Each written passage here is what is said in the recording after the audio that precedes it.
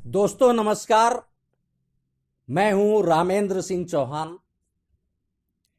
Digital world में एक बार फिर आपका स्वागत है, आपका अभिनंदन है। डिजिटल वर्ल्ड के इस शो में आज हम बात करेंगे पॉलिटिक्स की, विधानसभा चुनाव की, उत्तर प्रदेश विधानसभा चुनाव की। लोकतंत्र का महाउत्सव, जी हां, विधानसभा चुनाव लोकतंत्र का महाउत्सव है। राजनीतिक दल इस लोकतंत्र के महाउत्सव में अपने अपने सब्ज बाग दिखा रहे हैं, अपनी अपनी खूबियां बता रहे हैं, एक दूसरे पर आरोप प्रत्यारोप आलोचनाओं का दौर चल रहा है। लेकिन लोकतंत्र के इस महाउत्सव विधानसभा चुनाव में विकास एक ऐसा मुद्दा है जिस पर कोई भी राजनीतिक दल बहुत खुलकर सामने नहीं आया, सिर्फ आरोप प्रत्यारोप के अलावा। आरोप प्रत्यारोप राजनीति का एक अभिन्न हिस्सा है, लगते रहते हैं। लेकिन इस विधानसभा चुनाव में विकास कहीं कोई ऐसा खास मुद्दा नहीं दिख रहा है। लोकतंत्र के इस महापर्व में राजनीतिक दल सत्ता की मलाई तो हासिल कर लेते हैं, लेकिन आम आदमी के हिस्से में क्या आता है, यह एक बड़ा सवाल आज खड़ा हुआ है। उत्तर प्रदेश के एक बड़े महानगर यानी औद्योगिक महानगर कानपुर की बात करते हैं हम आज।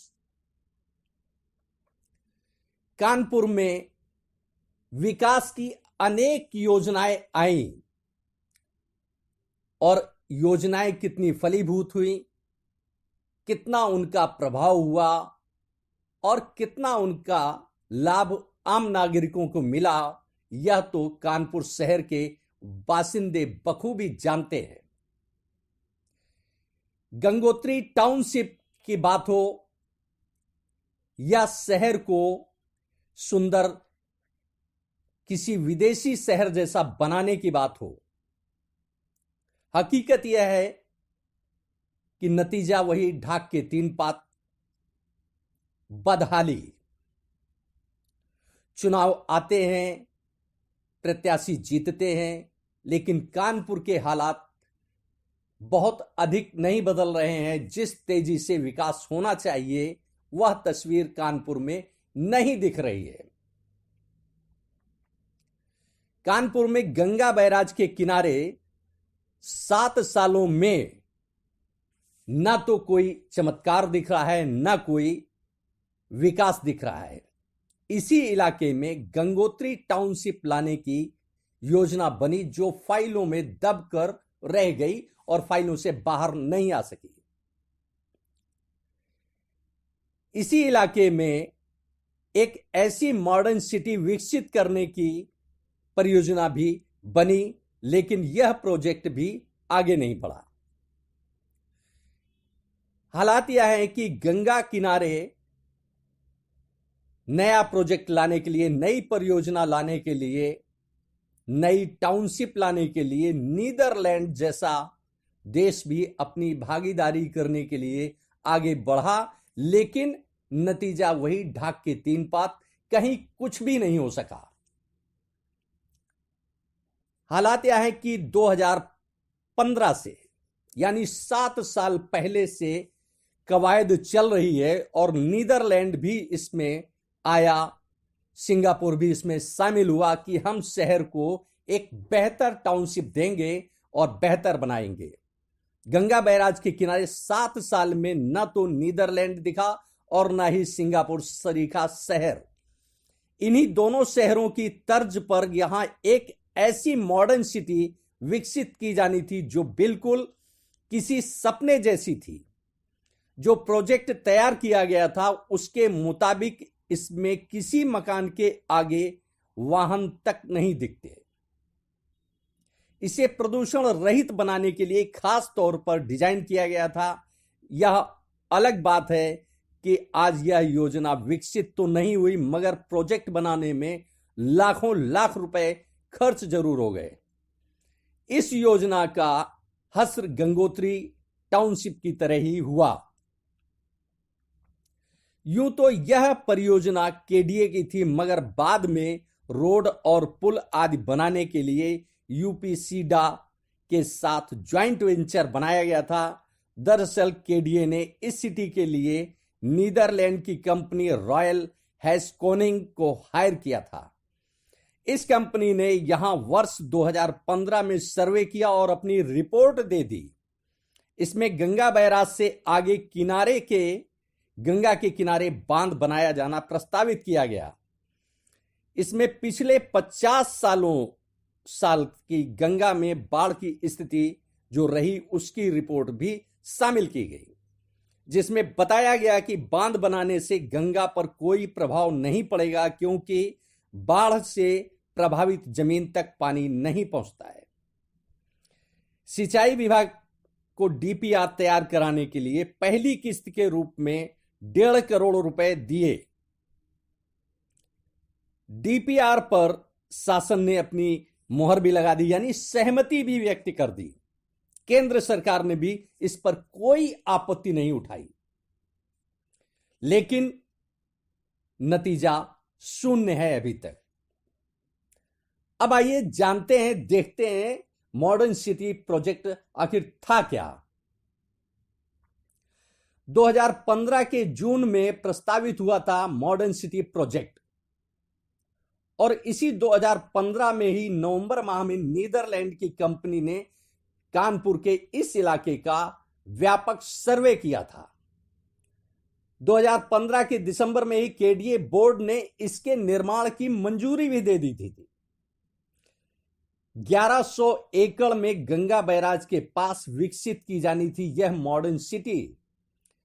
300 करोड़ रुपए मार्जिनल बांध बनाने पर खर्च किए जाने का आकलन भी इसमें शामिल किया गया था। 350 लाख रुपए सिंचाई विभाग को बांध विभाग का डीपीआर बनाने के लिए मिला था। 2021 में 26 मार्च को मौजूदा कमिश्नर ने फिर से सर्वे को अनुमति दे दी थी, लेकिन अभी तक जहां का तहां मामला पड़ा है। आज भी पड़ी है प्रस्ताव की वैसे ही फाइल। आखिर में पटना स्थित जल संसाधन के बाढ़ नियंत्रण मुख्यालय को भी मंजूरी के लिए प्रस्ताव भेजा गया। वहां कई महीने यह प्रस्ताव लटका रहा। लिखित मंजूरी नहीं आई तो केडीए भी हाथ पर हाथ धरकर बैठ गया। अब देखते हैं क्या थी गंगोत्री परियोजना। वर्ष 2009 में इस परियोजना का प्रस्ताव हुआ था। गंगा किनारे खूबसूरत शहर बसाने की योजना थी। बैराज के आगे एक तरफ ट्रांस गंगा सिटी बननी थी, दूसरी तरफ विकसित की जानी थी गंगोत्री टाउनशिप। प्रस्ताव होते ही शुरू हुआ था जमीनों को खरीदने बेचने का बड़ा खेल। वर्ष 2013 में अघोषित तौर पर इस फाइल को बंद कर दिया गया, यानी गंगोत्री टाउनशिप नहीं बनेगी। अब इन दोनों योजनाओं के बनने से आखिर हासिल क्या होता शहर को, यह भी देखें।